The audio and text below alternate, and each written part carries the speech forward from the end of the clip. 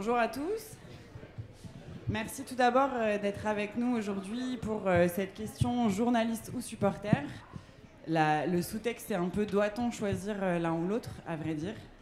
Donc avec nous pour en parler aujourd'hui, Lionel Dangoumeau, directeur de la rédaction de l'Équipe, Stéphanie Friedman, journaliste des dernières nouvelles d'Alsace et également supportrice fervente de l'OM, et tout au bout là-bas, Clément Gavard, qui est journaliste chez SoFoot et également supporter de la première heure du Stade Rennais. Donc voilà, cette thématique s'inclut donc dans cette 17e édition des Assises du journalisme de Tours. Et alors, en faisant mes petites recherches, je suis tombée sur un article un peu daté, il va sans dire, parce qu'il date de 2001, de Jacques Marchand, dans une revue qui s'appelait EPS. Je n'en avais pas eu connaissance au préalable, mais dans lequel lui demandait en gros que ça cesse, le journalisme et supporter, parce que selon lui, il fallait choisir un peu sa casquette. Donc je trouvais que c'était intéressant de partir de ce papier comme point de départ de notre discussion à tous les quatre, parce que donc lui, c'était au moment de la quinzaine de Sydney.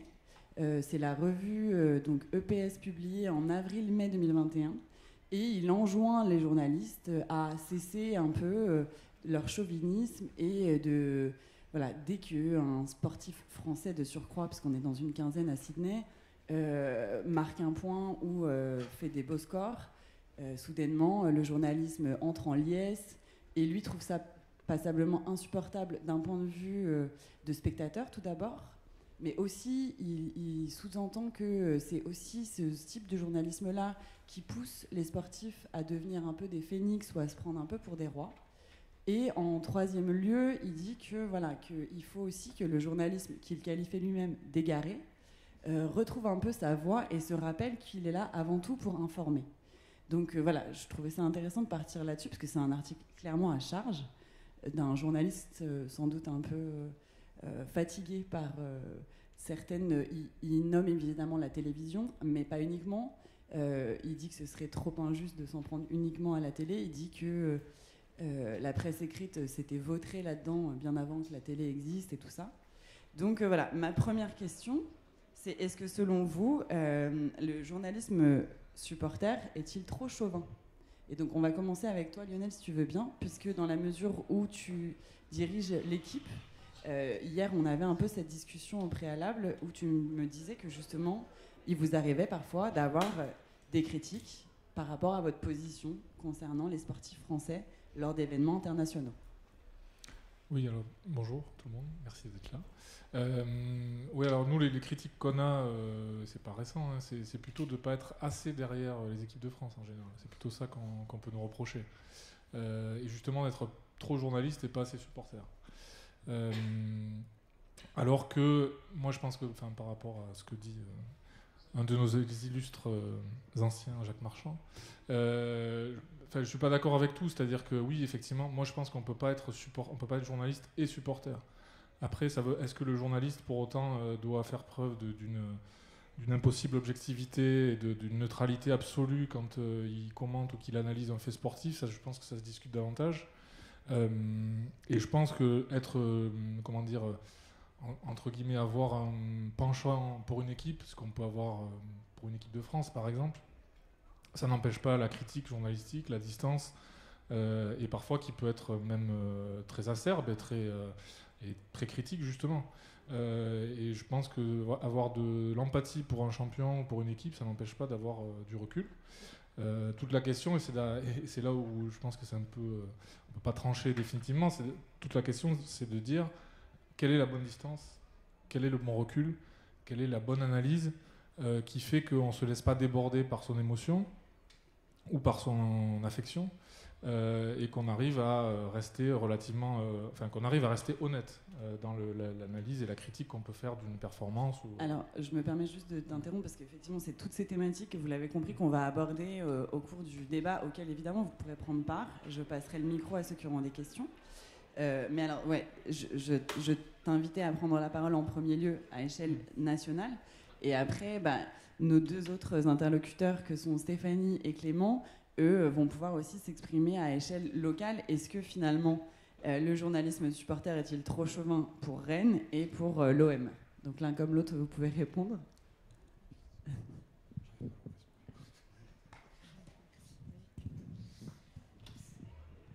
Bonjour à tout le monde, merci d'être venu et merci de l'invitation aussi. Est-ce que le journalisme supporter... En fait, moi, je trouve qu'il faut faire une différenciation entre journaliste et supporter. Je pense qu'on peut être journaliste et supporter. En fait, souvent, quand on est journaliste de sport, et notamment sur le foot, je pense qu'on est à la base passionné par ce sport. C'est des postes qui sont très convoités. Tout le monde a envie de faire ça. Tout le monde qui aime le foot et le sport rêve de couvrir des matchs de foot ou de travailler sur du foot. Et souvent, on entre par le foot, très très souvent, par un club. Et je trouve ça compliqué, en fait, quand on devient journaliste, de se dire automatiquement, bah tiens, c'est bon, je suis plus supporter. C'est un truc, quand on est supporter d'un club passionné, c'est un truc qui est ancré en soi et qui est difficilement, alors qui parfois peut s'atténuer un peu avec l'âge parce que on prend justement du recul, on prend de la maturité et puis on prend conscience qu'il y a peut-être plus important que des matchs ou que des défaites. Ça c'est sûr. Mais je pense en fait en effet qu'il faut choisir en fait la bonne distance. Une fois qu'on est journaliste, on peut très bien. En fait, il ne faut pas que ça se ressente trop non plus sur le travail. Par exemple, sur un papier, sur un article. Moi, ça m'arrive très souvent, même tout le temps, de faire des comptes rendus des matchs de Rennes, parce que je supporte à la base le Stade Rennais. Et j'essaie en tout cas d'avoir un maximum d'honnêteté et de recul. Je ne vais pas faire un compte rendu de supporter. Je vais faire un compte rendu journalistique. Je vais rendre compte de ce qui s'est passé dans le match. Sans prendre parti ou sans crier à l'injustice dès que j'estime au fond de moi qu'il y a eu une injustice, parce que c'est un récit qui est journalistique. Comme quand je vais faire un papier, je pense, en lien avec le club, je vais donner des informations que j'ai pu récolter, je vais donner la parole à des personnes qui sont informées, qui sont parfois à l'intérieur du club. Et pas forcément donner mon avis de supporter. Je vais rester journaliste. Donc c'est ça aussi qu'il faut réussir à faire, c'est, je pense, mettre de la distance entre son côté supporter et son job de journaliste. Stéphanie, est-ce que tu peux nous faire part aussi de ton point de vue? Bonjour à tous, merci d'être là, merci pour l'invitation. Je suis tout à fait d'accord avec Clément et moi je pense que quand on s'en tient au fait, c'est tout à fait possible de faire les deux.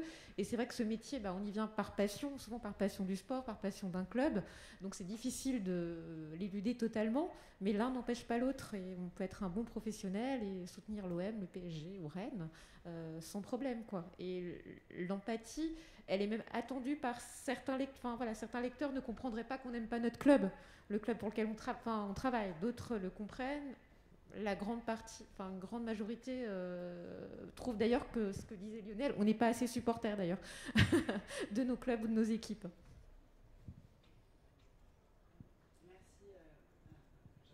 Merci à tous les trois pour vos réponses. Donc justement, puisqu'on parle de cette distance et de l'indulgence ou des critiques, moi je veux bien, et je pense que nos spectateurs seront aussi friands de petites anecdotes où justement on a pu vous reprocher soit une trop grande proximité, soit au contraire un manque d'indulgence avec les clubs que vous suivez. Parce que Lionel, toi tu n'as pas vraiment de club de cœur, mais il t'est arrivé quand même d'en avoir au fil de ta carrière.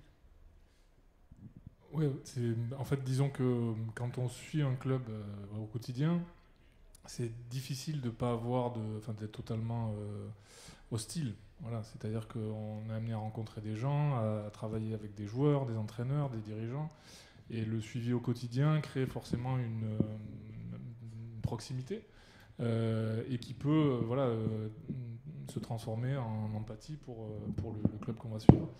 Et donc dans ces cas-là, on se retrouve presque, effectivement, même si c'est pas un club pour lequel moi ça m'est arrivé, mais c'est un club pour lequel a priori j'avais aucune sympathie.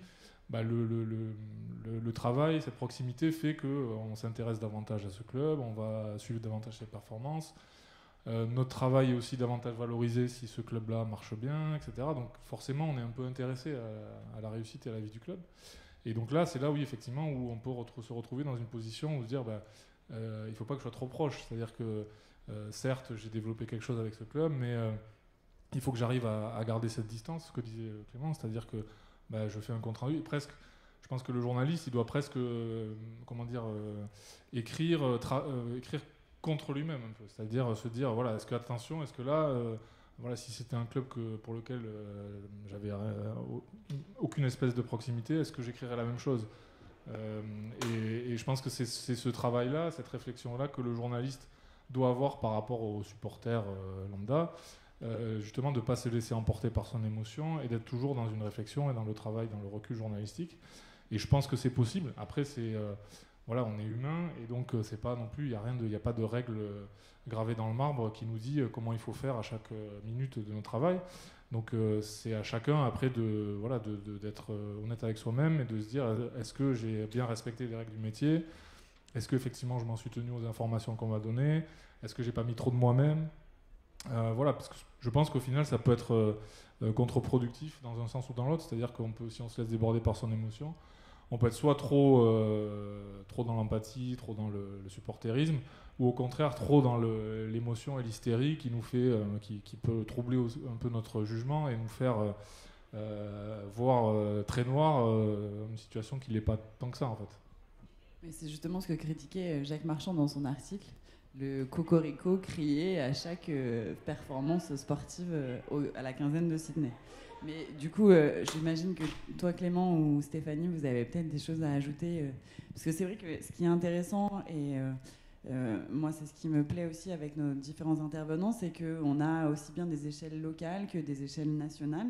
Et donc, ça nous permet aussi d'avoir des vues un peu plus macro ou micro. Et en plus, en étant le directeur de la rédaction de l'équipe, tu as aussi une vue d'ensemble sur l'ensemble de tes équipes. Donc, voilà. Ouais, puis je pense qu'il y a une. Alors, pour le coup, SoFoot, ça reste un média national, mais en fait, je suis un peu entre les deux parce que je suis quand même beaucoup Rennes, je vais beaucoup au match, de mon propre gré, parce que SoFoot, on n'a pas de couverture sur chaque club comme peut l'avoir l'équipe. Mais en fait, je pense aussi qu'il y a une différence entre les médias nationaux et locaux. Parfois, on va attendre les gens les lecteurs ou les auditeurs vont attendre des radios locales ou des médias locaux, peut-être plus de parti pris, plus de proximité, voire parfois avec les clubs, alors que l'équipe, en effet, est un média national et je pense qu'ils sont habitués à récolter, soit ils sont taxés de pro-M, de pro-Paris, de pro-ceci, les supporters se vexent rapidement pour un rien en fait. Et je pense en effet aussi que c'est pas forcément le rôle d'un journal comme l'équipe de supporter le PSG en Ligue des Champions. Je veux dire, c'est pas à eux de dire de mettre une pour encourager le PSG à le faire en quart de finale de Ligue des Champions. C'est pas leur rôle. Maintenant, au niveau personnel aussi, je trouve qu'il y a en effet un combat contre soi-même et aussi une sorte de, on doit un peu comprendre comment on fonctionne. Et moi, ça a été mon cas. Je suis arrivé à SoFoot en 2018 et j'ai commencé à être pigiste en 2019. J'ai eu la carte de presse à ce moment-là, donc la possibilité de me rendre dans les stades et de couvrir des matchs. Et par exemple, en 2019, ça correspond à une saison faste pour le Stade Rennais parce qu'il y a un parcours en Coupe d'Europe et une finale gagnée en Coupe de France. Et par exemple, à cette époque-là, le match à Séville ou le match à Arsenal ou la finale de Coupe de France, je les ai vécus en tant que supporter parce que je m'estimais à l'époque pas capable de gérer mes émotions sur ces matchs-là. Je ne pouvais pas travailler de manière, je pense, convenable et professionnelle. Parce que j'étais encore trop impliqué émotionnellement et j'arrivais pas à prendre assez de recul, je pense, pour couvrir un événement que j'estimais extrêmement important et passionnel, on va dire. Je pense que j'ai évolué, j'ai mûri, j'ai appris aussi dans mon métier et désormais je pense être capable, et je couvre d'ailleurs maintenant quasiment tous les matchs de Rennes en tant que journaliste, de couvrir des événements en tant que journaliste. Évidemment que je vais préférer voir Rennes gagner contre Milan AC. Je vais être content si ça arrive, mais je vais réussir à faire mon compte rendu de manière, je pense, professionnelle, carrée. Évidemment qu'il y aura parfois des petits moments où je vais me dire bon, peut-être que là je suis allé un peu trop loin, peut-être que j'ai un peu trop montré mon côté, j'ai un peu trop débordé émotionnellement, ça peut arriver. Mais je pense qu'avec le temps, on apprend aussi à s'apprivoiser et à, on va dire, combiner un peu les deux côtés, quoi. pour rebondir sur ce que dit Clément, en préparant ce débat avec lui, ce que je disais, que si la charge émotionnelle en tant que journaliste était trop forte, il faut avoir l'humilité de dire là je peux pas faire ce compte rendu, là je peux pas traiter ce sujet, il y a trop de proximité, donc le mettre à l'ordre du jour de la conférence de rédaction et demander à quelqu'un d'autre de le faire. Et je pense que c'est une preuve de professionnalisme de faire ça, si on peut le faire, quoi. Et c'est là que voilà, on est d'abord journaliste et pas supporter, à mon sens. Non, pour rebondir sur ce que disait Clément, je pense que après un journaliste, il parle aussi à ses lecteurs, à ses auditeurs, à ses téléspectateurs. Et effectivement, nos auditeurs, nos lecteurs, ils attendent de nous un certain positionnement. Alors, ce qui peut être le cas pour la presse locale, pour le suivi d'un club, par exemple, ce qui est notre cas davantage à nous pour les équipes de France ou pour des clubs français quand ils sont en Coupe d'Europe. Et je pense qu'il ne faut pas non plus considérer qu'on doit être absolument neutre et nos lecteurs ne comprendraient pas qu'on ait un parti pris qui soit de dire si la France ou l'Allemagne gagne, ça nous est égal, si Rennes ou l'OM gagne, ça nous est égal. Après, et c'est la difficulté, c'est-à-dire il faut arriver à parler à son lecteur et à lui montrer que quelque part on est aussi de son côté, mais sans perdre l'esprit critique et la distance journalistique. Et c'est ça qui est difficile en fait. Et c'est là où je suis pas tout à fait d'accord avec ce que disait Jacques Marchand, c'est que oui, l'hystérie, le côté chauvin, etc., évidemment que c'est détestable. Après, on ne comprendrait pas que quand Grégoire Margoton commente l'équipe de France de foot sur TF1, quand il y a un but de l'équipe de France, il le commande de la même manière que si c'est un but de l'adversaire. Enfin, je veux dire, personne ne lui demande ça. Enfin, moi, en tout cas, je ne lui demande pas ça. Je pense que l'émotion, elle fait partie du sport. Et le journaliste de sport, l'émotion, il doit aussi la retranscrire. Celle que vivent les gens dans le stade, celle que vivent les téléspectateurs devant leur écran. Si on enlève cette part d'émotion au récit sportif, il est un peu dénaturé, je trouve. Donc, il faut qu'il y ait une part d'émotion, il faut qu'il y ait une part d'empathie, mais elle ne doit pas déborder et emmener le commentaire sportif ou l'analyse sportive n'importe où, en fait.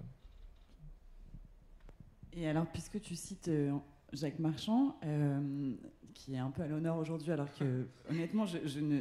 Tu as découvert son existence. Exactement, non mais je suis pas très fière, mais voilà, je suis honnête. Il dit aussi, du coup, notre responsabilité en tant que journaliste de sport à porter au nu un peu des sportifs qui prennent un peu la grosse tête et qui, derrière, il les qualifie de phénix. Est-ce que vous avez aussi parfois des petits cas de conscience comme ça, d'un point de vue de traitement d'une équipe, voire d'un joueur que vous allez porter au nu, exagérément par affection supporter, et du coup derrière que ça peut avoir potentiellement des répercussions sur ce joueur? Moi, je suis pas sûr qu'ils aient besoin forcément de la presse pour se sentir très fort et très puissant. Voilà, c'est les joueurs de foot, on sait la place qu'ils occupent maintenant dans la société, auprès des supporters, on sait qu'ils sont souvent très riches. Donc ils n'ont pas forcément... En effet, quand on est mis en avant et quand on parle beaucoup d'un Mbappé, ça va en effet entretenir un peu la légende Mbappé et ça va gonfler un peu plus peut-être son ego et ce qu'il représente.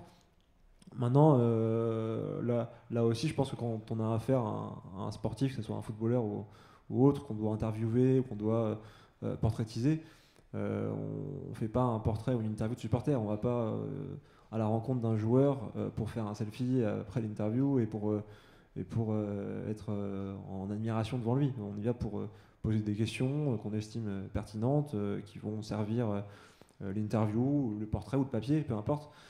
Mais généralement, en fait, c'est ça aussi, parfois la distance qu'il faut apprendre à mettre. Et d'ailleurs, on le voit parfois avec les jeunes journalistes qui arrivent. Bon, je suis encore jeune un peu, mais je me considère pas comme vieux non plus. Mais on voit parfois que les jeunes un peu inexpérimentés, s'ils ont l'occasion de rencontrer un joueur qu'ils apprécient, directement, c'est selfie avant le travail. Moi, je trouve ça toujours gênant, des journalistes qui font des selfies en zone mixte ou même en entretien. Voilà, on reste justement des journalistes professionnels. On n'a pas à créer un rapport de force et à mettre le joueur ou l'athlète, je pense, largement au-dessus. Et souvent, ça donne une interview ratée, je trouve. Donc, c'est ça aussi un peu l'enjeu. Et moi, je pense, en effet, la presse participe à la glorification des joueurs, mais participe aussi au fait de leur donner la parole, de leur donner un moyen d'expression sur plein de sujets différents, pas que le sport. Parfois, ça déborde un peu du sport. Et d'ailleurs, c'est un peu le pli qu'a SoFoot de parler du foot, mais aussi de la société et des liens qu'on peut faire entre les deux. Donc voilà. Et puis le but, je pense que c'est d'arriver à presque d'égal à égal. En effet, c'est lui qui va être interviewé, c'est lui qui va être mis en avant. Mais on n'a pas à lui servir la soupe, vulgairement un peu. Et c'est souvent l'enjeu, je pense, avec les sportifs. Oui, tout à fait. En fait, l'idée, c'est plutôt de les écouter, déjà, poser les questions, de les écouter et de rebondir sur ce qu'ils peuvent nous dire. Et même lors d'une conférence de presse, qui est un exercice très encadré dans les clubs, on arrive quand même à avoir des petites infos. Moi, je me souviens de la conférence de presse de Paul Lopez, le gardien de l'OM, qui nous expliquait d'abord à demi-mot qu'il avait souffert de dépression cet été, ce qui expliquait ses mauvais résultats. Donc il n'a pas voulu l'évoquer tout de suite, mais après il a fait une interview sur Canal, je crois, où il a évoqué ça. Et ça, je trouve que c'est le rôle des journalistes aussi de parler parfois d'autre chose que du foot. Mais je pense qu'il a évoqué ça parce qu'il se sentait en confiance aussi avec les journalistes qui étaient là.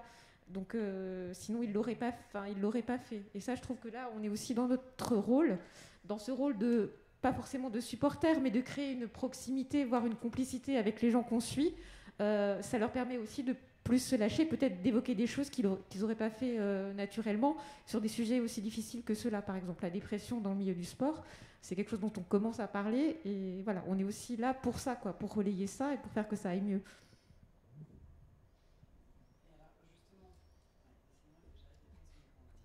Justement, puisqu'on parlait comme ça de cette proximité et des liens de confiance qui peuvent s'établir entre un journaliste de sport et un sportif ou une équipe, tout ce temps que vous êtes au fil de vos carrières, vous avez pu donc nouer des liens de proximité avec certains clubs et donc avoir accès aux vestiaires et des choses comme ça qui aujourd'hui ne sont plus des choses possibles visiblement. Donc effectivement, qu'est-ce que ça donne comme accès, cette proximité avec des clubs? La proximité, elle est très très limitée aujourd'hui. Tout est encadré par la communication par les services communication des clubs. Donc les conférences de presse sont organisées. Moi, je parle de l'OM que je connais bien. On doit s'inscrire pour la conférence de presse, pour les 15 minutes d'entraînement. Et si on n'est pas inscrit, on ne peut pas y aller. Donc la proximité, elle existe quasiment plus, ou alors elle est vraiment très très organisée. Donc il n'y a pas de spontanéité en fait dans ces relations-là. Donc après, il faut solliciter l'interview en direct, pareil, auprès du service communication. Mais on va plus, en zone mixte, parfois la parole est un peu plus libre, mais il y a toujours aussi quelqu'un du service communication qui est auprès du joueur, et quand les questions deviennent un peu trop tendues, hop, on coupe le micro. Donc c'est vrai que c'est compliqué d'avoir quelque chose de spontané avec les joueurs et de sincère à ce moment-là, peut-être que c'est possible dans un entretien un peu plus peut-être préparé, convenu à l'avance, mais où le journaliste pourra quand même poser ses questions, peut-être à la fin de l'entretien, Mais c'est devenu un exercice très encadré où effectivement on a très peu de latitude, nous en tant que journaliste, à faire son métier correctement. Donc il faut vraiment savoir écouter le joueur, je dirais, et poser la bonne question au bon moment. Et là on peut avoir la bonne réponse, le service com coupera pas. Oui, après, c'est la question traditionnelle pour tout journaliste du rapport à ses sources, en fait. Et donc, la nécessité de créer quelque chose, d'avoir une proximité, une relation avec les gens dont on parle, pour avoir des infos, pour savoir ce qui se passe, là, en l'occurrence, dans un club ou dans l'équipe d'un athlète, quel qu'il soit. Donc d'avoir suffisamment de contacts et de réseaux pour pouvoir écrire des articles qui soient suffisamment informés et intéressants, et en même temps de ne pas être trop près pour le jour où il faut écrire quelque chose, sortir une information qui ne va pas plaire au club ou à l'athlète concerné, se sentir suffisamment libre pour le faire. Et ça, je pense que c'est une problématique que tous les journalistes, quels qu'ils soient, et quel que soit le domaine dont ils parlent, une problématique qu'ils doivent affronter. Et dans le sport, c'est la même chose. Alors peut-être que, comme c'est du sport, qui reste quand même un sujet léger, peut-être que cette proximité, elle se crée plus facilement. Alors c'est vrai qu'aujourd'hui, c'est très encadré, mais par exemple, pour parler de l'équipe, on a des journalistes qui suivent des athlètes très jeunes pendant toute leur carrière, donc qui arrivent à créer quelque chose avec eux ou avec leurs entraîneurs. Et donc, ils sont confrontés à ça, c'est-à-dire que comment je fais pour avoir une relation suffisamment bonne pour avoir des infos, avoir un entretien. Mais le jour où j'ai une info ou j'ai quelque chose à écrire qui ne va pas plaire à la personne dont je parle, je me sens suffisamment fort pour le faire et pour aller au bout de ma démarche journalistique, quel que soit l'historique que je peux avoir avec cet athlète ou avec ce club-là. Et ouais, justement, Clément, j'allais t'inviter à prendre la parole parce qu'il y a aussi, il me semble quand même aujourd'hui, parfois la possibilité de, entre guillemets, même s'il ne faut pas le faire trop, mais court-circuiter quand même les services com et avoir accès aux joueurs ou aux athlètes en faisant fi de toute l'armée de communicants qui sont autour d'eux dorénavant avec les EDL, donc éléments de langage. Et donc ça t'est arrivé il n'y a pas si longtemps que ça pour SoFoot. Est-ce que tu veux bien nous raconter ?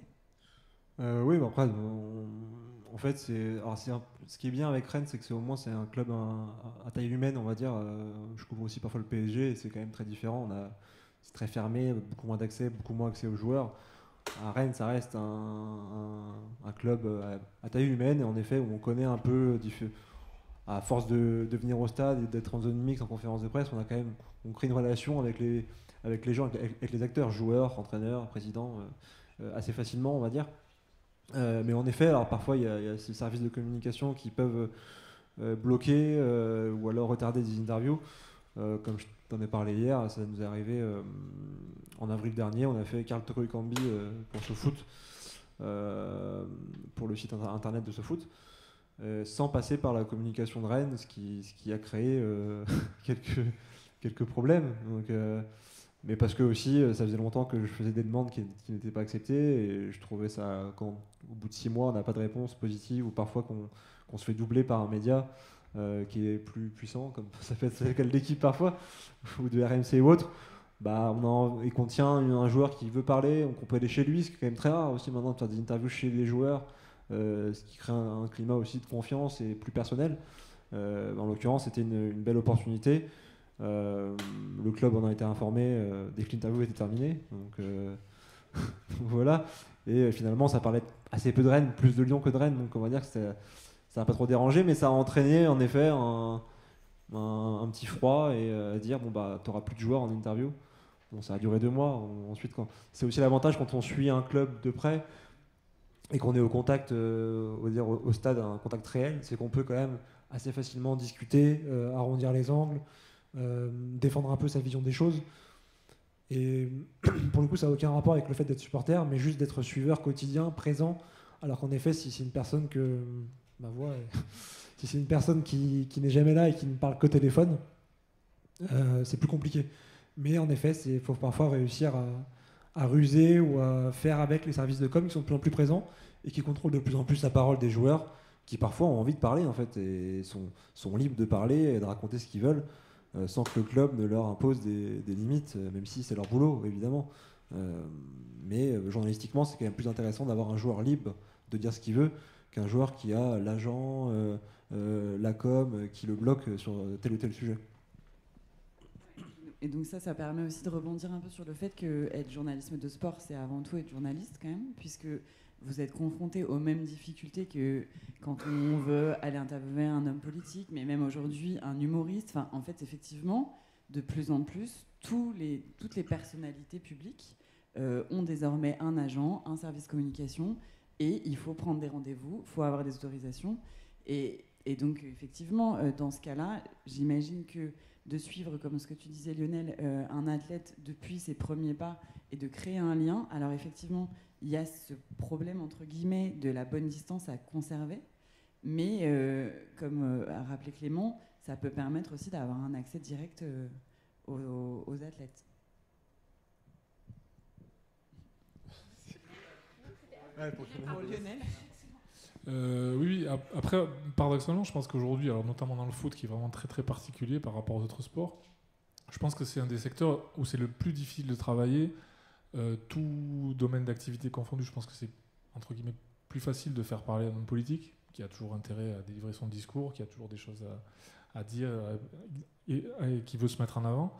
Peut-être des artistes aussi qui ont des films à vendre, des albums. Un footballeur de très haut niveau aujourd'hui, il n'a pas grand-chose à vendre en fait. Et son image, elle est là, elle est établie. S'il a pas de discours particulier à tenir, il a assez peu d'intérêt finalement à s'exprimer dans les médias. Et je pense qu'aujourd'hui, avoir accès à ces sportifs-là, ces footballeurs-là, c'est vraiment très très compliqué parce que tout est cadré par leur club, mais aussi par leurs entourages, les agents, les responsables de communication. Enfin, aujourd'hui, ils ont tous en général un communicant, un juriste, un agent sportif.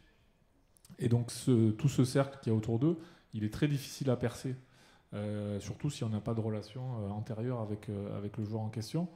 Et donc dans le foot en particulier, c'est pas vrai dans d'autres sports, mais dans le foot, c'est vraiment devenu très très compliqué de travailler et d'avoir accès aux acteurs. Et de ce point de vue-là, je trouve que de travailler, je ne sais pas si vous serez d'accord, mais je trouve que le fait de travailler dans le sport, même si on vient, comme tu le disais, en général au sport par le supporterisme, c'est-à-dire parce qu'on est amoureux d'un club, d'un sportif, le fait de passer de l'autre côté de la barrière, de travailler dans les coulisses, d'être confronté aux difficultés que présente un service de communication, de voir aussi le business que c'est, par exemple le foot, de savoir ce qu'il y a dans l'envers du décor. Je trouve que ça vaccine aussi contre le supporterisme, c'est-à-dire que ça permet de se dire que ce qu'on voyait derrière son écran ou depuis les gradins, c'est pas tout à fait conforme à ce qui se passe, c'est plus complexe en tout cas. Oui, ça c'est une très bonne question. Du coup, est-ce que ça vous a fait perdre un peu votre supporterisme, enfin diminuer en tout cas votre ferveur de supporter, de passer de l'autre côté? Peut-être tu peux donner le micro à Stéphanie qu'on n'a pas entendu depuis un petit bout de temps.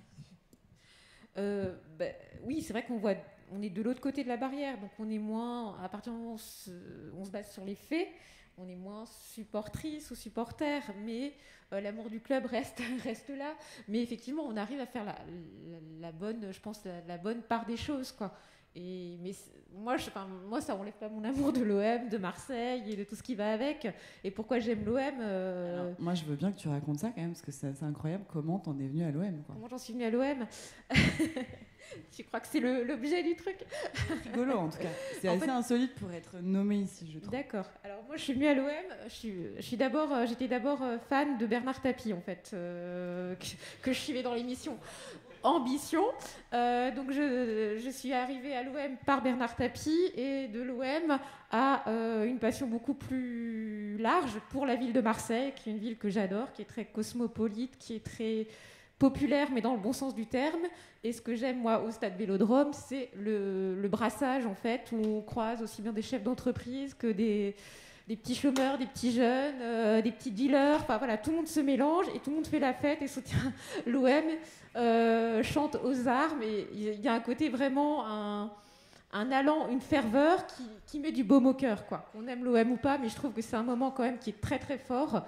Et qu'on soit supporter ou journaliste, même ceux qui supportent pas l'OM se souviennent de cette ambiance-là. Et ça, je trouve que c'est quelque chose dans le monde actuel qui est quand même, qui mérite d'être souligné et qui est un baromètre ou un moment un peu suspendu. Malheureusement, c'est vrai que c'est pas quelque chose, c'est ce dont on parlait aussi hier, même si on s'écarte un tout petit peu du sujet, on va y revenir, mais c'est vrai que ce dont tu parlais par rapport à l'OM, c'est malheureusement pas des choses qu'on peut retrouver aujourd'hui au PSG, vu le prix d'entrée des places. Voilà, de quoi aussi déchanter de son amour de supporter, de voir à quel point aujourd'hui le coûte cher une place pour le parc, par exemple. Ça oui, après du coup je pense que ça va pas trop... c'est pas en lien avec le fait des journalistes. Je pense qu'il y a beaucoup de supporters du PSG qui se retrouvent moins dans le club que c'est devenu. C'est logiquement, et d'ailleurs on le voit quand on va au stade. Moi par exemple, je vois une vraie différence entre les alentours du stade du Parc des Princes et du Roison Park à Rennes. Je trouve que c'est beaucoup plus... c'est beaucoup plus chaud, on va dire. Chaud dans le sens, une chaleur humaine un peu familiale supporter à Rennes qu'à Paris. Mais pour revenir à la question de base, est-ce que le fait des journalistes, ça vaccine contre le supporterisme ou que ça fait prendre du recul? Moi, je suis toujours très supporter de Rennes, c'est-à-dire que j'ai toujours la boule au ventre avant les gros matchs. À la demi-finale PSG Rennes qui arrive de Coupe de France, je vais être un peu stressé. Mais ça va partir parce que je vais devoir bosser sur le match. Donc je vais réussir à faire la part des choses, mais je vais quand même être un peu tendu, avoir un truc spécial qu'on ressent quand on aime un club et que ce club joue un match. Maintenant, je trouve que ça vaccine surtout contre l'idolâtrie des acteurs. C'est-à-dire que quand on est jeune, évidemment, quand on a des posters de joueurs, on est fan de joueurs. Moi, j'étais fan de Marco Simone, par exemple. Ça n'a aucun sens, mais j'étais fan de joueurs quand j'étais petit. Alexander Frey pour rester sur Rennes aussi. Et quand on est à l'intérieur, qu'on a accès en effet à tout ce monde très particulier, je trouve que ça vaccine totalement. On n'est plus fan de joueurs. On aime bien des sportifs, on aime bien des footballeurs pour ce qu'ils font sur le terrain. Mais voilà, je ne vais plus être fan, on va dire, d'un joueur de foot. Ça, pour le coup, je pense que je suis vacciné parce que c'est un milieu, en effet, quand on passe de l'autre côté de la barrière, on découvre des choses, on découvre un fonctionnement, parfois écœurant, d'ailleurs, on peut le dire. Hein, c'est normal de le dire. Et il y a moins, en effet, je pense qu'à l'extérieur, ça se voit aussi d'ailleurs, les gens ils le voient, hein, que c'est un milieu très business et qui est gangréné par l'argent et par plein de choses. Mais quand on est à l'intérieur, en effet, on voit tout de près et on a accès aux joueurs de près et on comprend finalement que c'est un peu des personnes comme tout le monde au final. Peut-être à un ou deux joueurs près. Mbappé, c'est pas comme tout le monde, mais pareil, je veux pas être fan de Mbappé, quoi. C'est normal qu'un jeune de 15 ans, je pense, ou 10 ans soit fan de Mbappé, ça me paraît logique et c'est la construction aussi d'un supporter et d'un fan de foot.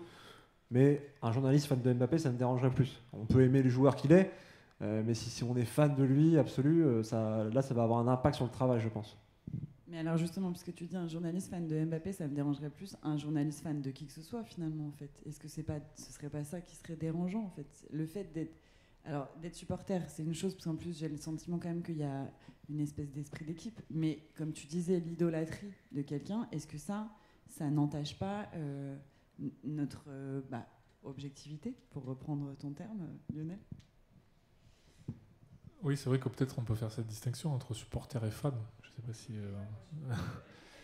Mais c'est vrai que, oui, je comprends ce que dit Clément, c'est-à-dire le côté, même si je fais mon travail, voilà, quand c'est mon club de cœur qui joue, il y a toujours un truc différent parce que c'est mon histoire, parce que le sport, c'est aussi l'enfance. Et c'est difficile quand on devient adulte de laisser de côté complètement toutes les émotions qu'on a connues, avec lesquelles on s'est construite enfant, et qui sont rattachées au sport. Voilà, c'est des émotions Je t'interromps un court instant, parce que je ne sais pas quel est ton club de cœur. Parce que hier, tu n'en as pas nommé. Si, je t'ai dit, mais tu t'en rappelles pas. non, tu m'as pas dit. Moi, par exemple, quand j'étais gamin, j'aimais beaucoup l'OM. Ah voilà, ok. Parce que j'avais 12 ans en 91 et voilà, donc 14 ans en 93, donc voilà, c'est la grande époque de l'OM. Mais j'en suis revenu. Alors après, si je suis tout à fait honnête, c'est vrai que je regarde pas un match de l'OM aujourd'hui comme je regarde un match du PSG ou de Rennes ou de Saint-Etienne. C'est-à-dire qu'il y a toujours un truc en plus. Mais après, je me définirais pas comme supporter au sens où je me verrais pas, par exemple, aller au stade dans un virage ou chanter un truc, chanter aller l'OM, etc. J'ai pas ce truc-là. Après, oui, et je pense que c'est pour ça que je dis que ça parle de l'enfance aussi. C'est-à-dire que moi, j'ai grandi avec l'OM et quand ils ont gagné la Coupe d'Europe, j'étais super content. Donc voilà, il y a ce lien-là qui, je pense qu'il est difficile de rompre et je suis même pas sûr que ça soit souhaitable en fait. Mais après, le côté, ce que disait Clément, le côté fan, ça, je pense que c'est au contraire, c'est à combattre et justement, c'est tout le contraire de la distance journalistique. Donc on peut avoir ce fond de supporterisme en soi qui nous a amené à notre métier ou à notre passion pour le sport, mais en se dégageant du voile de subjectivité ou de fan qui peut au contraire nous empêcher de faire notre métier, je pense. Stéphanie, est-ce que toi tu as été fan ou est-ce que tu as juste été supporter? Alors moi, comme Lionel, 91-93, moi c'était Emmanuel Amorós, Alain Boxic. Et là, mon joueur préféré, mais voilà, je pense qu'on a tous quand même, en étant suiveur, un joueur préféré, c'était Matteo Guendouzi. Donc il est plus à l'OM, donc je peux de nouveau être fan. Voilà. Mais oui, après c'est une relation, ça n'empêche pas d'écrire qui joue bien, qui joue mal, enfin voilà, de rester objective, honnête sur ce que le joueur fait sur tel ou tel match. Enfin, je veux dire, c'est pas. Moi, j'arrive à faire la part des choses, quoi. Mais c'est vrai que on l'a dans le cœur, quoi. Donc c'est difficile de s'en séparer. Et c'est une blague de mec, si je puis dire. Il paraît qu'on change jamais. Il y a deux choses qu'on change jamais. C'est l'amour pour sa mère et l'amour pour son club. On peut changer de femme, mais pas de ça. Je ne sais pas si vous êtes d'accord. On ira plus tard sur les blagues misogynes. Ouais, on va y aller doucement.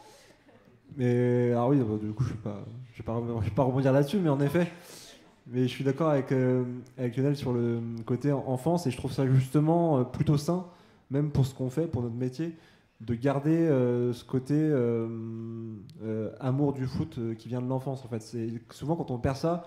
En tout cas, moi, c'est une crainte. J'espère ne jamais perdre ça, parce que je pense que ça m'aide aussi dans mon travail, dans mon écriture, de transmettre quelque chose aussi au lecteur, je pense. Et quand on perd ça, ça peut parfois donner des journalistes un peu aigris qui vont ne rien aimer, tout détester. C'était beaucoup mieux avant à chaque fois.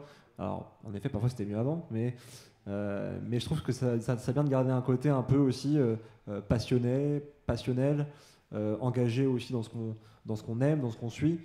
Et je suis toujours assez admiratif des confrères que je peux voir à Rennes ou ailleurs, qui, même à 50 ans, 60 ans, sont toujours aussi contents d'aller au stade, contents d'aller voir un match, découvrir un match, et ils sont pas blasés par le fait d'aller voir un match. C'est pas un truc normal.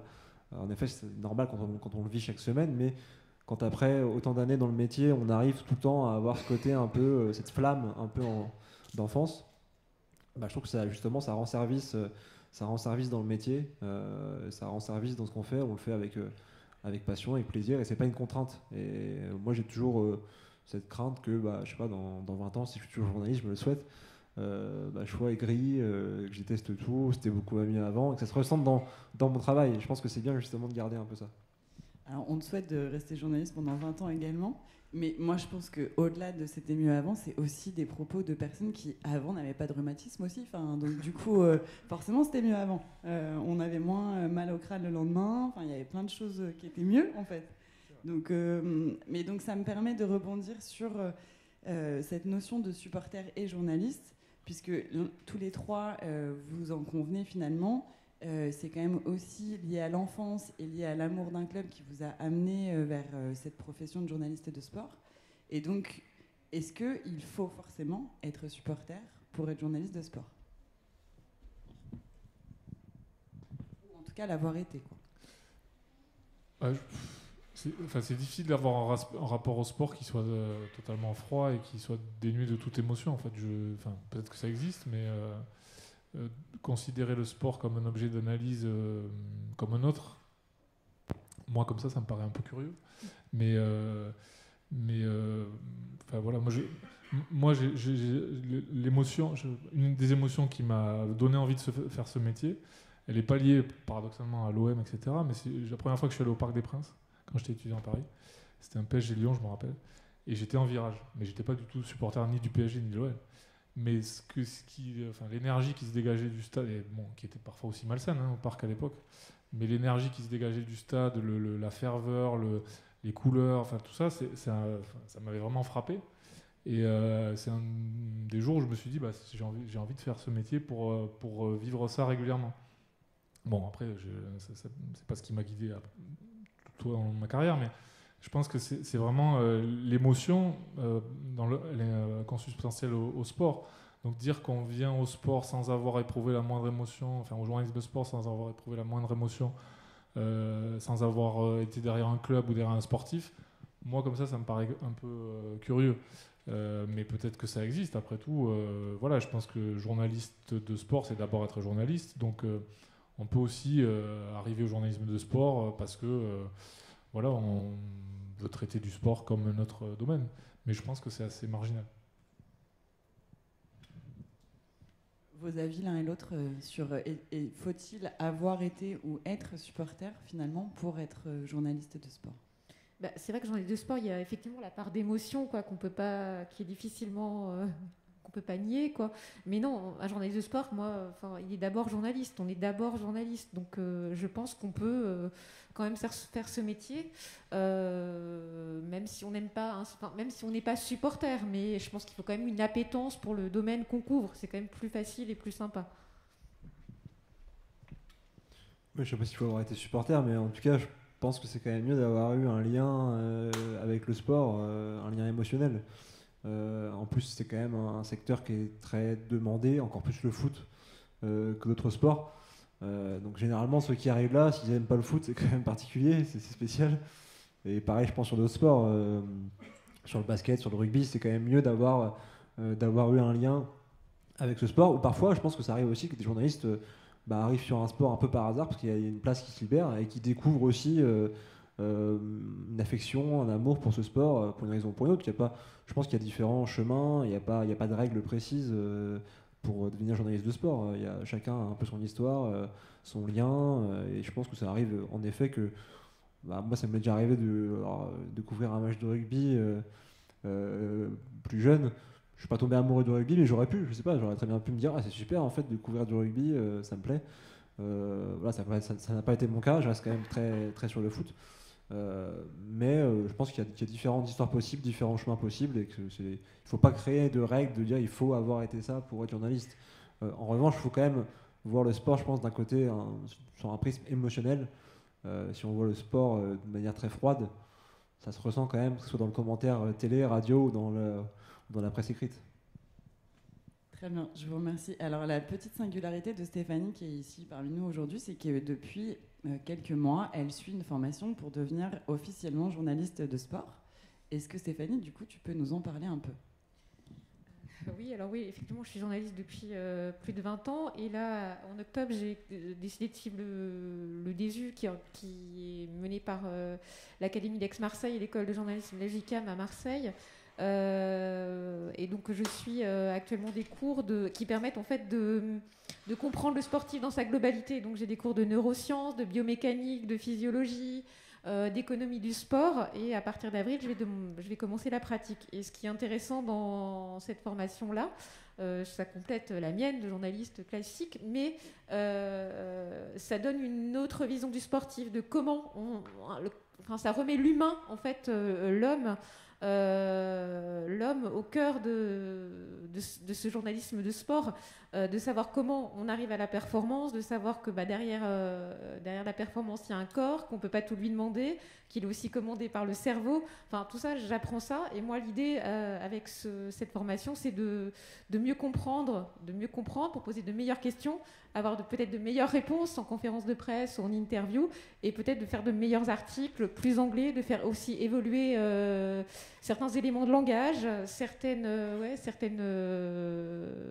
vérités qu'on croyait absolues et qui ne le sont pas. On parle par exemple, je donnais l'exemple hier à Louise, on parle souvent de l'arrêt réflexe d'un gardien de but. Et en fait, les cours que j'ai suivis nous montrent que ce n'est pas un arrêt réflexe, c'est un arrêt automatisé. C'est-à-dire que c'est la répétition du geste qui a fait que cet arrêt devient, on pourrait croire réflexe, mais non, c'est parce qu'il a appris et appris encore. Et donc, par contre, si ce que je disais à la télé, si pendant le commentaire, le journaliste dit oui, arrêt automatisé de Paul Lopez, le spectateur va sans doute pas comprendre. En presse écrite, on pourra l'expliquer, mais l'idée, c'est peut-être de faire évoluer aussi un certain vocabulaire qu'on avait l'habitude et qui n'est pas tout à fait juste, quoi. Merci Stéphanie. Et alors du coup, ça me permet de vous questionner, Lionel et Clément. Qu'est-ce que vous pensez du coup de ce type de formation ? Est-ce que vous pensez que ça peut faire des nouvelles générations et de Stéphanie des meilleurs journalistes de sport ? Je pense que toutes les formations sont bénéfiques. Mais effectivement, je pense que le traitement du sport, il a quand même beaucoup évolué depuis de nombreuses années. Depuis Jacques Marchand. Et donc, oui, tous ces aspects-là, que ce soit sur la psychologie, ou la performance, la physiologie, la mécanique du sport, voilà. Tout ça, c'est des aspects qui sont de plus en plus traités, qui sont de plus en plus explorés et qui font partie aujourd'hui du traitement journalistique du sport. Et donc, évidemment, si on a des connaissances et qu'on est sensibilisé à ces sujets et qu'on arrive à les maîtriser, parce que c'est souvent des sujets qui sont un peu scientifiques, un peu techniques, évidemment, je pense que c'est bénéfique au traitement de... C'est un des aspects du traitement du sport qui est important, bien sûr.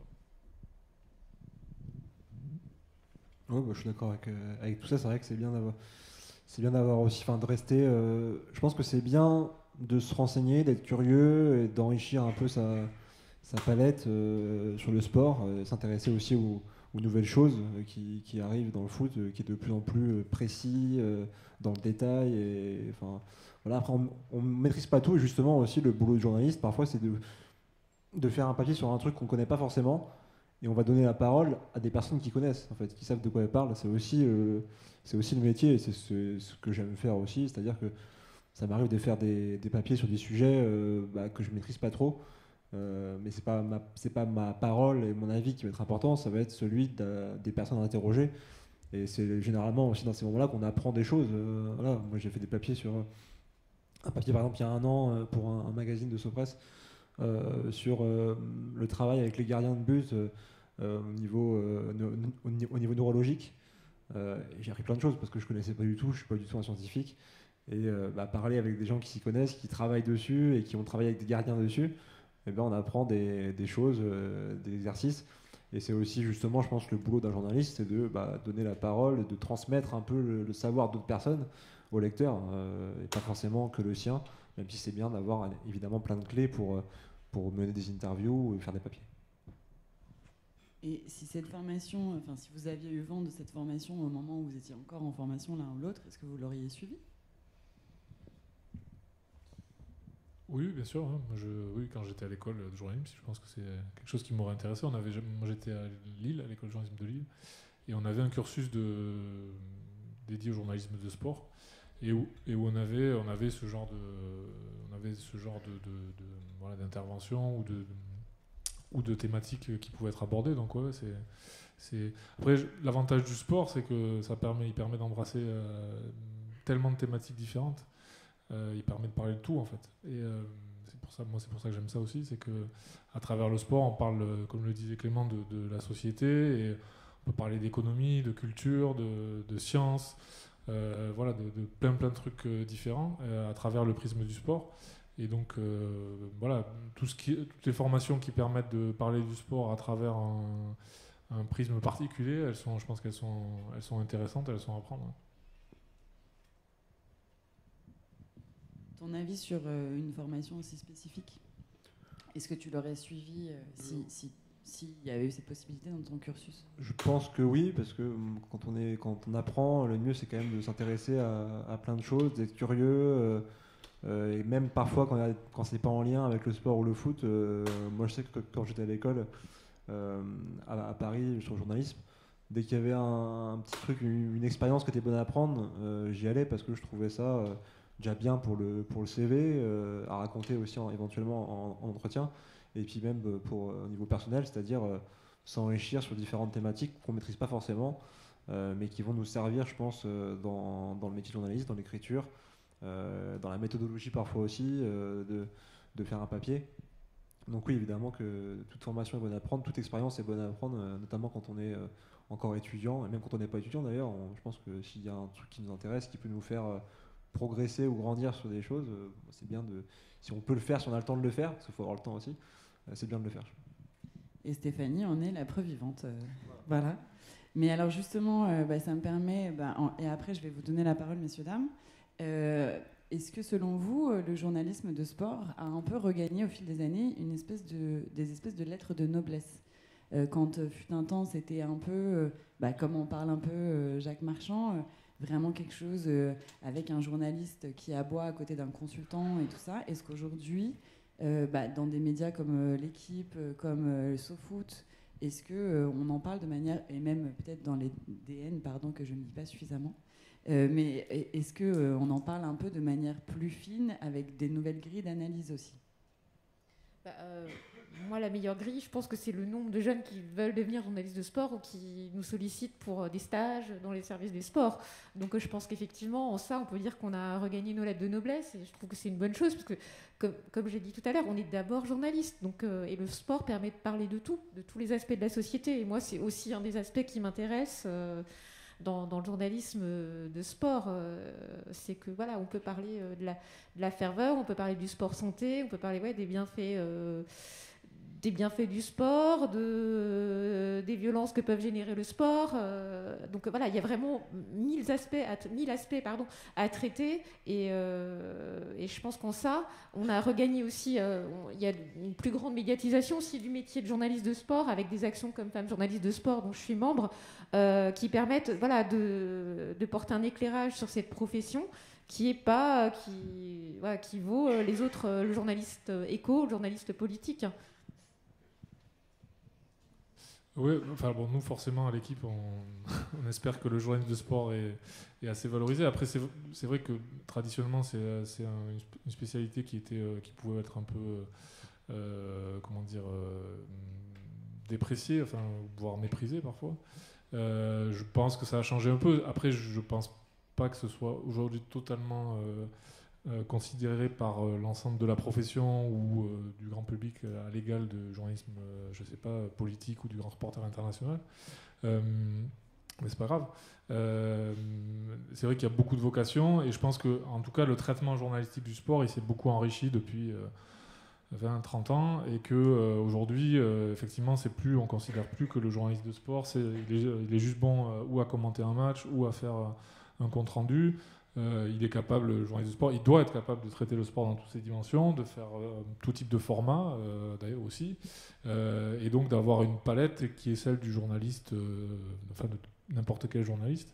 Je pense que effectivement ça a changé. Après, une petite parenthèse, je pense que c'est pas tout à fait le cas encore aujourd'hui chez les étudiantes en journalisme. Et voilà, moi je les encourage à venir davantage vers le sport. Et c'est une des difficultés qu'on a, c'est justement d'avoir suffisamment de candidates, que ce soit pour des stages, des alternances. Et ça, c'est peut-être une évolution, enfin un progrès qui reste à accomplir, qui doit venir aussi de nous, des médias, mais qui doit venir aussi des étudiantes elles-mêmes, de s'engager davantage dans cette spécialité, parce que je pense qu'elles y ont tout à fait leur place et qu'elles peuvent tout à fait... ça a souvent été un milieu assez masculin, parfois assez machiste. C'est moins le cas aujourd'hui. Et je pense que plus il y aura de femmes, et mieux ce sera. Ouais, je sais pas si ça a regagné c'est les deux noblesses. Moi, pour l'anecdote, je me rappelle que quand j'étais à la fac, je lisais à l'époque le magazine SoFoot et j'avais une prof qui se moquait un peu de moi, dire le foot c'est un truc nul et tout, etc. Même des camarades de classe, et plus tard, quand ils sont un peu intéressés au magazine, on dit ah ouais, c'est quand même pas mal, c'est pas du foot bête et méchant. Comme on peut en trouver peut-être parfois. Moi, je trouve qu'il y a un peu de tout. Il y a beaucoup de propositions, de plus en plus de propositions, que ce soit sur Internet, peut-être un peu moins dans la presse écrite web et les magazines, parce que c'est un secteur parfois en difficulté. Mais il y a tellement de propositions que parfois c'est encore un peu déprécié. Je pense qu'il y a des choses qui nous font du mal aussi, qui font du mal au métier, qui est un métier qui n'est pas forcément hyper apprécié non plus en général par le grand public pour des raisons X ou Y. Donc pour moi c'est entre oui et non. Je pense qu'on voit quand même dans la presse sportive il y a plein de belles plumes, de beaux récits, que ce soit ce foot à l'équipe ou ailleurs. Il y a plein de papiers vraiment journalistiques et qui sont très sympas à lire et qui valent pas moins qu'un papier sur l'écho, sur la politique. Donc ça c'est quand même à noter, et c'est important que des gens s'en rendent compte. Parfois c'est un métier aussi qui est très convoité, je pense, pour des mauvaises raisons, c'est-à-dire pour se mettre en avant devant le sujet. C'est souvent une erreur, et c'est aussi un truc qu'il faut, je pense, combattre. Et sur la place des femmes, en effet, je pense que dans les rédactions il y a une évolution, on va dire, du traitement des femmes. Je pense que MeToo a aussi changé les mentalités, que les nouvelles générations aussi ont peut-être pas la même mentalité par rapport à ça que les plus anciennes, mais un peu comme Lionel, moi, j'ai été en charge du recrutement de stagiaires chez SoFoot à un moment, et finalement, on avait très peu de candidatures filles. Je me rappelle que sur 300 candidatures, on avait eu 6 filles qui étaient toutes venues à la détection, mais parfois, en effet, peut-être qu'il y a des barrières qui sont créées aussi par les médias, par un côté un peu systémique aussi, qui empêche les filles de s'intéresser à ça, même s'il y a une vraie ouverture, je pense, et que tous les sujets qu'on a pu voir récemment, ou toutes les femmes qui prennent la parole par rapport à ce qu'elles ont pu vivre en rédaction, ça permet aussi de sensibiliser, de faire évoluer les mentalités du journalisme de sport. Alors justement, Stéphanie, un contre-exemple par rapport à la féminisation du métier de journalisme de sport, puisque dans ta formation... Ma formation, on est une dizaine et les filles sont majoritaires. Donc ça, c'est un signe positif pour l'évolution de la profession. Et voilà, c'est aussi beaucoup le travail de l'association Femmes Journalistes de Sport qui contribue à ça. Mais bon, il y a 3000 journalistes sportifs en France et il y a 15% de femmes. Donc mesdames, vous avez toute l'attitude à faire évoluer ce chiffre dans le bon sens et surtout à oser faire ce métier-là, quoi. Vraiment oser. Ouais, et on a vraiment besoin de vous parce que chez SoFoot, généralement, je suis la seule fille en conférence de rédaction. Messieurs, dames, si vous avez des questions à poser, alors, ok, bah.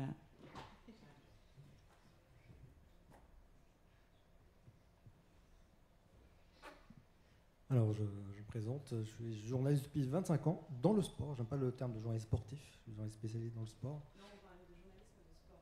De sport, voilà. Non, je ne suis pas venu au début, au début, donc je ne sais pas lequel. Vous avez utilisé mon général, on utilise un peu ce terme-là qui est un peu, je trouve un peu péjoratif. Je fais du sport, donc je suis sportif, mais voilà. J'aimerais, par rapport à la question, il y avait une des questions à la fin, vous avez parlé du fait que la profession est un peu décrédibilisée, elle a un côté un peu moins valorisant que d'autres spécialités. Je trouve que déjà dans le titre de l'intitulé, journaliste ou supporter, on va le poser aux journalistes sportifs, mais on ne va pas le poser à des journalistes politiques, alors qu'il y a aussi des journalistes politiques qui peuvent être un peu fans, un peu partisans, un peu voilà. Donc ça contribue aussi un peu à ça. Alors pour revenir aussi à une des questions par rapport à l'enfance, c'est vrai que même moi je suis venu au sport par rapport à ça, par rapport à une passion d'enfance, d'adolescence, et ça peut passer par un club ou par autre chose, mais on peut évoluer, notamment quand on regarde de l'intérieur. On a un recul, notamment quand on est fan de joueurs, par exemple, qu'on découvre que ce sont juste des humains, voire qu'ils ont des travers. Donc ça permet d'avoir un certain recul. Et par contre, pour la question, voilà, j'y arrive. La question, c'est par rapport à un autre écueil qu'on a dans la presse, journalistes ou supporters, c'est aussi les journalistes qui peuvent être trop proches de certains clubs ou trop proches de certains joueurs. Par exemple, pour prendre l'exemple d'être fan à l'époque de Tapie, Bernard Tapie, peut-être que si vous étiez journaliste à ce moment-là et vous étiez aussi un peu fan de Tapie, il aurait peut-être pu un peu vous utiliser. Voilà, on a beaucoup ça. Par exemple, à l'équipe, vous avez vu récemment une affaire d'un journaliste qui est trop proche de certains joueurs d'un club, qui aujourd'hui, il passait de l'autre côté, il n'est plus chez vous, il est, on va dire, un peu agent. C'est un peu aussi un des problèmes qu'il y a dans cette profession, non ?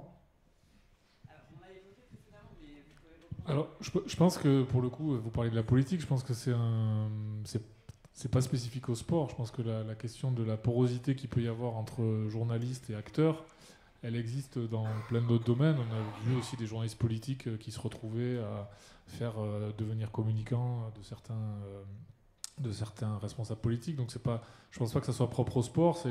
C'est la question de la distance, effectivement, et de la proximité qui peut parfois être un peu trop grande entre journalistes et acteurs, enfin, en tout cas, ou sportifs en l'occurrence. Donc oui, que parfois il y ait une trop grande proximité et que ça puisse poser problème. Je ne dis pas que ça n'arrive pas, et je pense que ça peut arriver dans tous les médias. Que voilà, certains journalistes, parfois, leur lucidité soit un peu troublée. Et qu'ils arrivent moins à faire la part des choses. Après, il y a aussi des gens qui peuvent basculer d'un côté à l'autre du jour au lendemain et avoir une posture très journalistique un jour, et quand ils changent de métier, avoir une posture qui est différente. Voilà. Mais effectivement, il y a toujours on peut toujours trouver des exemples de personnes qui ont du mal à cloisonner. Vous pouvez rajouter quelque chose l'un ou l'autre, ouais. Mais c'est parce que c'est vrai qu'en fait, avant que vous arriviez, on avait parlé comme ça de la juste distance à conserver avec son sujet, mais finalement, quel qu'il soit, effectivement, que ce soit la politique, que ce soit le sport ou n'importe quel des humoristes. Enfin, en fait, c'est toujours cette... alors, ça aussi, c'était une thématique que j'ai un peu volontairement évacuée, parce que hier, quand je préparais ce débat, c'est vrai que certains de mes interlocuteurs parlaient d'objectivité. Moi, à titre personnel, je me refuse de parler d'objectivité journalistique parce que j'estime qu'on est des êtres humains et non pas des machines, et que l'important de notre profession, c'est avant tout d'être honnête et de se raccrocher aux faits. et de ne pas laisser libre cours à des interprétations d'ordre émotionnel. Donc pour moi, l'important, c'est plus l'honnêteté journalistique que l'objectivité. Mais bon, c'est un vaste débat et ce n'est pas celui d'aujourd'hui. Pardon Clément, donc si tu voulais rajouter sur la distance avec le sujet. Non mais du coup je suis d'accord avec ça, c'est vrai que pour moi un journaliste objectif ça veut rien dire, on a tous des sensibilités particulières. En revanche l'honnêteté c'est vrai que c'est important. Et en effet dans le foot comme dans d'autres secteurs, hein, c'est parfois un défi auquel on doit faire face parce qu'on on est automatiquement manipulé par des sources, par des personnes avec lesquelles on échange, qui vont donner leur version, qui vont tenter d'appuyer leur truc. L'essentiel, c'est d'avoir aussi parfois de contrebalancer avec d'autres versions, avec d'autres sources. Ça dépend aussi du papier qu'on traite. Mais je pense que c'est important de réussir à différencier un peu ce qu'on nous dit, de voir un peu, enfin, de peser un peu entre ce qui peut s'écrire et ce qui peut ne pas s'écrire, parce qu'on n'est pas un objet de com. On ne va pas faire la com d'un joueur, d'un club ou autre. Et c'est un peu le défi. C'est aussi le défi avec les agents. On sait comment ça marche. Voilà, parfois, ils vont accepter de donner à un joueur une interview, mais il ne faudra pas parler de ça, de ça et de ça. C'est aussi à nous je pense, d'imposer ce qu'on veut faire. Quand on a un joueur en interview et qu'il y a une affaire importante qui le concerne et qu'on ne peut pas poser la question, ça me paraît compliqué. En tout cas, je trouve que c'est pas faisable en fait en tant que journaliste. Maintenant, c'est compliqué parce que tout est fermé, tout est cloisonné, comme on l'a expliqué pendant la conférence. Et parfois, il faut négocier pour avoir des interviews, négocier sur plein de choses, et pendant très longtemps, ce qui fait qu'en effet, ça devient assez usant. Mais c'est un défi, je pense, auquel on fait face au quotidien, de rester honnête, intègre, et de se faire le moins manipuler possible, et que ça se ressente le moins possible dans le travail, parce qu'on est forcément un peu manipulé. Il y a des personnes qui vont nous donner leur version des choses, ce qu'ils veulent voir écrit, mais nous, on écrit ce qu'on estime. On les fait parler eux, et on parle pas nous à leur place. Et puis derrière, on tente aussi de confronter un peu parfois les versions, ça dépend des sujets, mais en effet, c'est important aussi de garder de la distance par rapport à tout ça. Ouais, et d'où l'importance de recouper les sources aussi, quoi. Est-ce que vous avez une autre question? Bonjour, moi je suis pas du tout journaliste sportive, donc je n'y connais pas grand-chose, mais est-ce que est-ce que dans vos rédactions, il y a une réflexion structurée autour du traitement des violences sexuelles dans le milieu sportif? J'en ai pas beaucoup entendu parler. Et j'ai une deuxième question. En fait, ça m'a fait penser au livre de Rachel Lerech sur la porosité entre les sources et les journalistes. Je me demandais, est-ce qu'une des solutions pour éviter justement cette proximité, c'est de changer de service ou de club au bout de 2 ou 3 ans? Sur la première question, je pense qu'il faut lire davantage l'équipe. Parce que, non mais blague à part, on a fait beaucoup de choses depuis, je sais pas, 5-6 ans au moins. On a fait vraiment plein de sujets sur les violences sexuelles et sexistes dans le sport, enfin dans le foot, l'athlétisme, l'escrime, le judo, la danse. Enfin, vraiment, on en a fait beaucoup. Et parce qu'aussi la parole a émergé, qu'il y a de plus en plus de témoignages sur ces sujets-là. Donc je pense qu'après on peut toujours mieux les traiter, hein, y a pas de... mais c'est pas un sujet dont on ne parle pas, au contraire, je pense, depuis quelques années. Et après sur la deuxième question, effectivement ça rejoint ce qu'on disait sur la proximité des sources, mais oui, ça peut être bénéfique à un moment donné justement de tourner, de ne pas rester sur le même club en l'occurrence, ou sur le même sport, parce qu'au bout d'un moment soit il y a une trop grande proximité, soit la curiosité journalistique peut s'émousser aussi. Et donc c'est ce que disait Clément, c'est-à-dire que si au bout d'un moment on a l'impression d'avoir fait cette chose-là trop de fois et de ne plus avoir d'appétit et d'enthousiasme, c'est pas bon. Et en même temps, il faut aussi avoir un certain historique, une certaine antériorité pour construire un réseau, entretenir des relations avec le sujet dont on va parler. Donc c'est cet équilibre-là qu'il faut trouver, à la fois pour être suffisamment informé pour être pertinent, et de ne pas être trop proche pour justement perdre sa lucidité ou bien perdre son enthousiasme. Y aurait-il une autre question? Ah, sauf non, Stéphanie, tu voulais rajouter quelque chose? Non, je voulais dire ce que Lionel dit, c'est valable en fait pour toutes les formes de journalisme, hein, qu'on soit dans un service économie, un service politique, un service fait divers.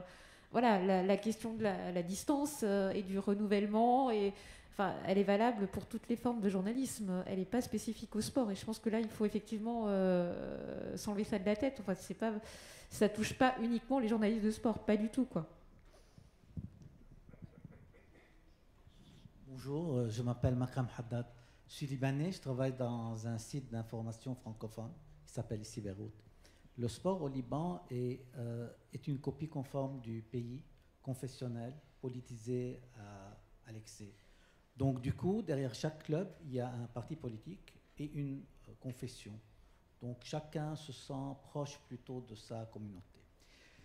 Et en même temps, nous sommes un petit pays de sport, donc on se fait battre à tous les coups dans les tournois asiatiques. Donc ça arrange tout le monde et s'il y a un petit exploit, un match nul, tout le monde chante Cocorico, sauf ceux qui détestent le club pour des raisons politiques. Donc du coup, moi personnellement, je base sur la fédération, les clubs, les dirigeants, et je reçois tout le temps des menaces. Et en même temps, ils alternent des invitations, des avances. Bon, bien sûr que je refuse tout, mais j'ai peur. Donc, le dernier exemple en date, la fédération, on a des terrains impraticables. Il y avait un match de qualification contre l'Australie. Le Liban a joué les 2 matchs en Australie, sous prétexte qu'il n'y avait pas donc, on s'est fait battre 5-0, mais ça, c'est... Ma question... Est-ce que, étant arabe, les dirigeants du PSG, les proprios du PSG, est-ce qu'ils font ils poussent un peu, est-ce qu'ils essayent de ramener la mentalité qui sévit dans notre région, dans des clubs aussi grands que le PSG, par exemple?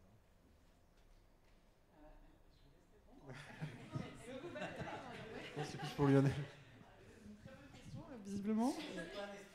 Non, si la question c'est est-ce que le PSG essaye d'influencer, de transmettre ses messages qui sont aussi parfois les messages de son actionnaire, oui, la réponse est oui. Oui, forcément. Oui, après, on peut être soumis à des pressions, à des tentatives de manipulation parfois, où on a pu l'être. Mais alors, peut-être que c'est plus prégnant parce que ils ont des gros moyens, qu'ils ont de grandes ambitions et que voilà.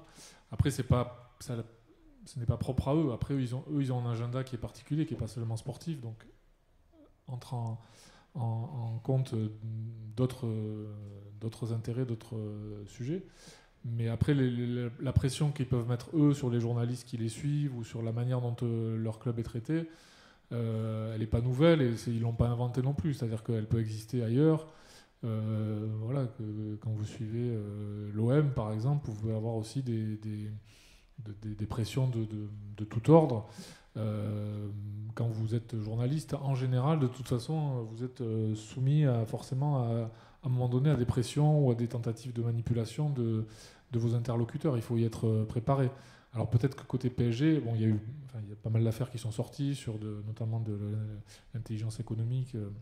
La manière dont ils ont essayé de discréditer certains journalistes, eux, disons que parfois ils sont passés à une étape supérieure par rapport à ce qu'ils faisaient avant.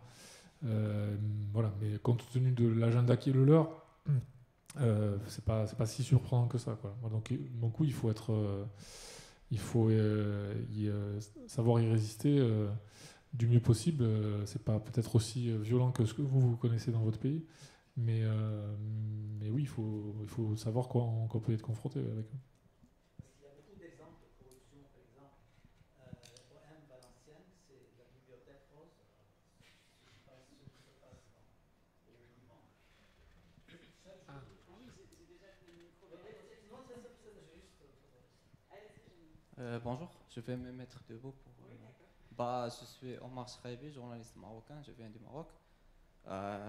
Avant, j'étais aussi un jeune supporter de mon club préféré au Maroc, c'est le Raja de Casablanca. Après, je suis devenu journaliste tout près du club. Nous, on a un grand problème. On a un derby parmi les meilleurs derbys du monde. Raja Wydad, c'est à Casablanca. Une anecdote, j'étais dans les tribunes, c'était un match huis clos, il n'y avait pas de supporters.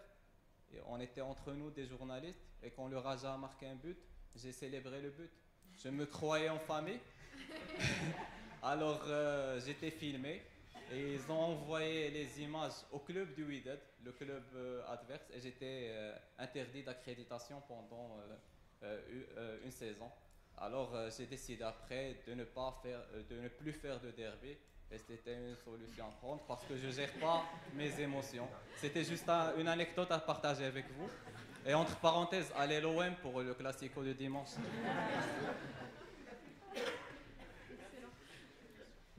Et s'il y a quelqu'un d'autre qui veut prendre... J'arrive. Bonjour, je suis Nazim Bessol, journaliste de sport aussi. J'ai une question pour vous. En tant que responsable de l'équipe, vous êtes seul dans le paysage presse écrite sportive, ouais, hégémonique pour ne pas dire ça, basé à Paris. J'imagine qu'il y a des bureaux ailleurs ou des correspondants. Comment vous gérez ça, le fait d'être taxé de entre guillemets, journal parisien et d'avoir cette responsabilité, cette hégémonie d'informer tout l'Hexagone et même au-delà? Alors, on n'est pas si hégémonique que ça. J'aimerais qu'on soit plus hégémonique, moi. Parce aujourd'hui, on n'est plus seulement un journal, c'est-à-dire qu'aujourd'hui, on est aussi une plateforme numérique et voilà, il y a plein de concurrents, notamment, je dirais RMC, Eurosport, voilà, qui sont sur le même domaine d'activité que nous. On est les seuls à avoir un journal, un site et une chaîne, mais sur chacun de ces périmètres-là, on est concurrencé. On est concurrencé par la presse quotidienne régionale dans toutes les régions françaises. On n'est pas tout seul non plus sur le sport, on n'est pas tout seul. On est les seuls à avoir ce profil-là, mais on n'est pas tout seul sur le sport. Et c'est très bien. Et après, oui, sur notre positionnement, on est un journal national donc basé à Paris, ce qui n'empêche, donc pour les supporters de l'OM, on est pro-parisien, évidemment. Mais pour les supporters du PSG, on est anti-PSG. Donc voilà, on fait avec. Je pense que ça a toujours été comme ça, plus ou moins. Nous, on essaye de faire notre boulot, de garder à la fois la distance dont on parlait et parfois aussi d'être au soutien, parce que quand le PSG est en Ligue des Champions, on est content que le PSG gagne. Quand l'OM va jouer en Ligue Europa, on sera content que l'OM gagne. On est plutôt content on est plutôt derrière les clubs français quand ils jouent sur la scène européenne. Après, quand c'est sur la scène nationale, on essaye d'être honnête, comme on disait tout à l'heure, et de faire notre boulot. Et quand on fait son boulot bien, en général, forcément, ça plaît pas à tout le monde. Donc voilà, je sais pas si ça répond à votre question. Bonjour. Alors désolé, ça va être encore une question un petit peu plus pour Lionel. Maintenant que vous êtes directeur de la rédaction de l'équipe, même si je me doute que c'est un très grand honneur pour vous, est-ce que vous pensez que ça va pouvoir vous manquer peut-être d'être plus souvent sur le terrain et d'être plus en retrait? Est-ce que c'est quelque chose qui va pouvoir vous manquer dans le futur? Pour l'instant, non. Après, j'ai eu la chance d'avoir fait quand même quelques grandes compétitions ces dernières années, même si j'étais plus reporter à plein temps. Voilà. Après, moi, j'ai fait ça pendant plusieurs années et au bout d'un moment, j'avais envie de passer à autre chose. Donc, ça me manque pas. Voilà, moi, c'est bien d'aller au stade. C'est super d'aller au stade et de vivre le spectacle sportif en direct. Après, moi, au bout d'un moment, je faisais plus ça pour... Enfin, ça peut pas être la seule motivation. Voilà. Je pense que si on fait ce métier pour aller au stade, il faut faire autre chose, en fait. Il faut être vraiment supporter, même si c'est un des aspects agréables du métier.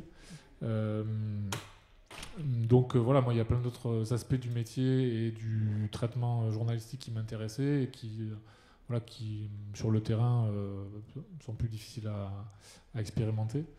Donc là, aujourd'hui, non, ça me manque pas. Et encore une fois, j'ai eu la chance de faire les 2 dernières Coupes du Monde sur le terrain. Donc voilà, ça m'a permis de vivre aussi des moments de journaliste assez forts quand même. Oui, et pardon, je me permets aussi d'ajouter que hier, tu me disais aussi que c'était lié aussi, enfin, que ton désamour, entre guillemets, du terrain journalistique venait aussi de ce verrouillage de tous les services communication et tout ça. Ouais, c'est-à-dire que moi, j'ai été le reporter pendant, je sais pas, presque 15 ans.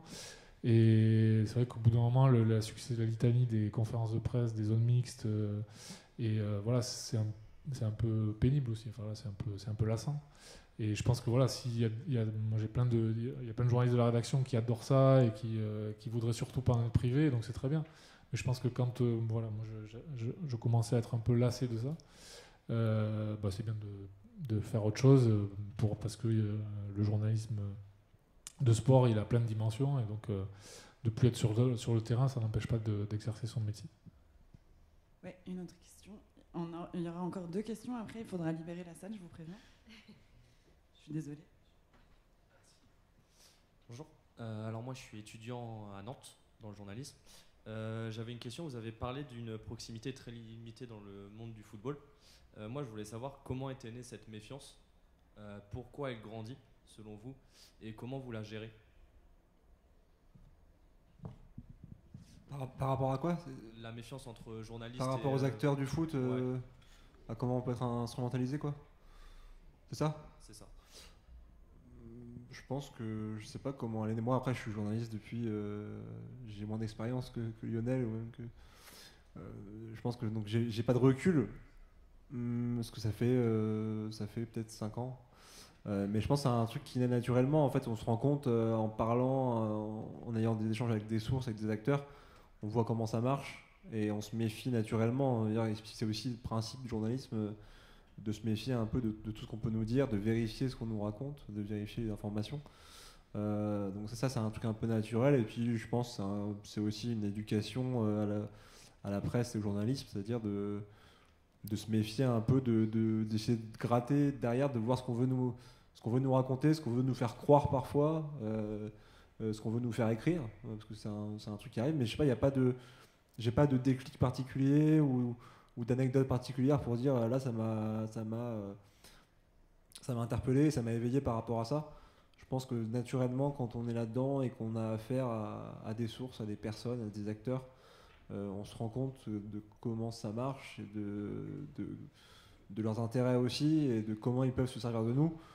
Et naturellement, on fait attention. Et puis au fur et à mesure, quand on a affaire à ces personnes-là, elles fonctionnent un peu de la même manière. Donc on arrive un peu à déceler ce qui peut être sincère ou pas. Donc voilà, c'est tout le défi. Après, j'ai pas de vérité absolue ou de science infuse par rapport à ça. Je sais pas si les collègues ont... Peut-être que Stéphanie, comme on t'a pas trop entendu, tu peux donner ton avis là-dessus. En fait, l'idée, c'est oui, ça vient avec l'expérience, quoi. On sent... Enfin, est-ce qu'on est dans l'information, la communication, en fait? C'est ça peut-être ta question? Oui, voilà. Donc, ce qu'il faut, c'est si on informe, il faut vérifier ses sources. Si on communique, on porte la parole qu'on nous donne, quoi. Donc, l'idée, c'est qu'en tant que journaliste, on vérifie les infos qu'on nous donne et qu'on recoupe les sources, quoi. Qu'on demande l'avis à plusieurs personnes sur tel ou tel sujet. Mais c'est valable, encore une fois, pour le journaliste de sport, mais pour tous les autres journalistes. Mais c'est vrai qu'il y a une tendance à faire les structures, les clubs ou les athlètes ou le politique à vouloir faire du journaliste un communicant. Et non, il faut refuser ça, quoi. Et le refuser, on le sent un peu avec l'expérience, mais en tant que journaliste, c'est aussi ce qu'on apprend à l'école, à vérifier, à poser les bonnes questions, les 5 W, voilà, à s'en tenir aux bases. Et si on s'en tient aux bases, on arrive quand même à faire son métier. Et pour braver les services com, si on nous ferme la porte, il faut rentrer par la fenêtre. Si on nous ferme la fenêtre, il faut rentrer par la cheminée. Est-ce qu'il y avait une autre question? Oui. Une vraie question cette fois-ci, du coup. Si possible, c'est pas une question. Pour continuer, j'ai l'impression que la question c'était plutôt pourquoi le rapport de méfiance s'est installé, c'est ça, entre les journalistes. Je pense qu'aussi l'évolution depuis 20 ans, c'est qu'aujourd'hui, les sportifs ont de plus en plus de moyens de communiquer par eux-mêmes ou même les clubs, c'est-à-dire dans les conférences de presse, les zones mixtes, et même leurs réseaux sociaux. Donc ils ont de moins en moins besoin des journalistes, sauf quand ils sont en bas dans le creux de la vague. Donc c'est un peu ça qui fait, je pense, qu'il a biaisé un petit peu le rapport. Même en politique, les politiques aujourd'hui, ils peuvent communiquer sur Twitter, mais il y a quand même des émissions matinales, doivent passer, etc. Et dans le football, on a beaucoup, enfin dans le sport en général, on a beaucoup moins ça. Je pense. Hein. Ouais, après, il faut dire que le sport et le foot en particulier, c'est énormément médiatisé depuis, on va dire depuis 30 ans. Et que ce qui était possible avant, où il y avait peu d'acteurs, peu de médias qui racontaient, qui suivaient les sportifs ou les clubs de foot, aujourd'hui, une conférence de presse du Stade Rennais, il y a, je sais pas, il doit y avoir au moins une dizaine de journalistes à chaque conférence de presse, non ? Parfois moins. Mais disons qu'il y a beaucoup plus de médias, donc c'est aussi, enfin, il faut se placer aussi du point de vue des sportifs. C'est plus difficile aussi pour eux de donner à chaque média, à tous les interlocuteurs qu'ils ont, et plus vous multipliez les interlocuteurs, et plus aussi du point de vue de la personne, enfin du sportif en l'occurrence, plus on est méfiant parce qu'on connaît moins les interlocuteurs, il y a moins de rapports de confiance. Donc, enfin, il faut aussi se mettre à leur place. Après, je dis pas qu'ils ne pourraient pas faire mieux, hein. Mais voilà, aujourd'hui le sport est hyper médiatisé. Du coup, là, le réflexe malheureusement naturel, c'est de se refermer pour éviter d'avoir trop à donner, de ne pas maîtriser ce qu'on va dire, de ne pas maîtriser ce qu'on va montrer. C'est un réflexe, malheureusement, c'est la facilité en fait. C'est de dire, voilà, plutôt que de faire attention à ce que je vais dire, à ce que je vais montrer, je donne rien. Et comme ça, je suis tranquille. On a 5 minutes, alors est-ce qu'il y a une autre question ? Sinon, je vous rends le micro, mais comme j'essaie de distribuer un peu la parole de manière... Ok, personne.